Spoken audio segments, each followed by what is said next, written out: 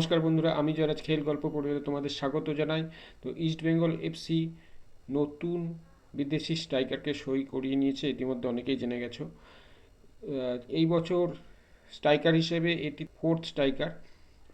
এর আগে মেসি বাউলি ছিল, তারপর ডিয়ামান্টাকোসকে ছেড়ে দেওয়া হয়েছিল, তারপরে মেসি বাউলিকে সিজন শুরুর আগেই ছেড়ে দেওয়া হয়েছে।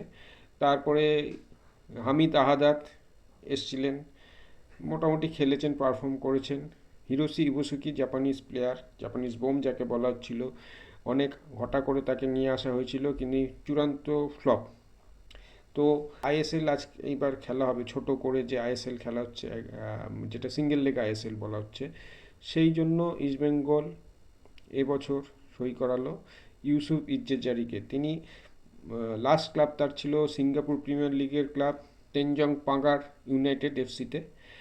সেখানে 6টি ম্যাচে 5টি তার গোল আছে, এবং তার পুরো কেরিয়ার যদি দেখি, যথেষ্ট এক্সপিরিয়েন্স প্লেয়ার এবং বক্স টু বক্স প্লেয়ার। গোল করতে ভালো পারেন, দূরপাল্লা শট ভালো।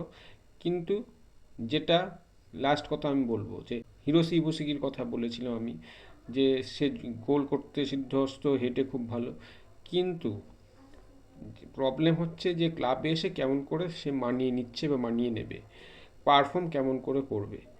যদি এই প্লেয়ারটি ইস্টবেঙ্গলে টিকে যায়, যদি পারফরম্যান্স ঠিকঠাক করতে পারে, তাহলে কিন্তু একটা অ্যাসেট হতে চলেছে ইস্টবেঙ্গলের জন্য, এবং তার ফিজিক, তার এক্সপিরিয়েন্স অনেক কাজে লাগবে। এবং অস্কার ব্রুজো, তিনি এই স্ট্রাইকারকে ভালো মতো চেনেন।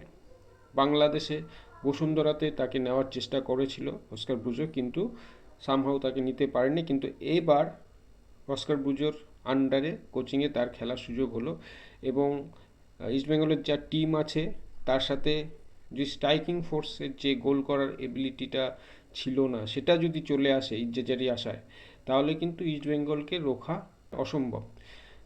কারণ আমি বলবো যে যেখানে প্রত্যেকটি আইএসএল টিম নামকে বাস্তেই টিম নামাচ্ছে, সমস্ত বিদেশি প্লেয়ারকে হয় ছেড়ে দিয়েছে, বিক্রি করে দিয়েছে, অথবা যেটা করেছে লোনে পাঠিয়ে দিয়েছে অন্য অন্য ক্লাবে খেলতে।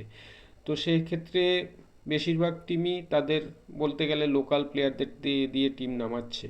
সেখানে ইস্টবেঙ্গল পুরো স্কোয়াড ধরে রেখেছে, এবং ভালো প্লেয়ার, ভালো মানের বিদেশিও তাদের আছে। তো দেখার তারা কেমন পারফরমেন্স করে। তারা এবছর একটা সুবর্ণ সুযোগ তাদের কাছে আছে আইএসএল জেতার। তো বন্ধুরা, আজ এখানেই শেষ করছি। দেখা হচ্ছে পরের ভিডিও। তোমরা ভালো থেকো, সুস্থ থেকো, সঙ্গে থেকো, আর আমার ভিডিওটিকে অবশ্যই শেয়ার করো, আমার পেজটিকে লাইক, ফলো এবং সাবস্ক্রাইব করো। টাটা।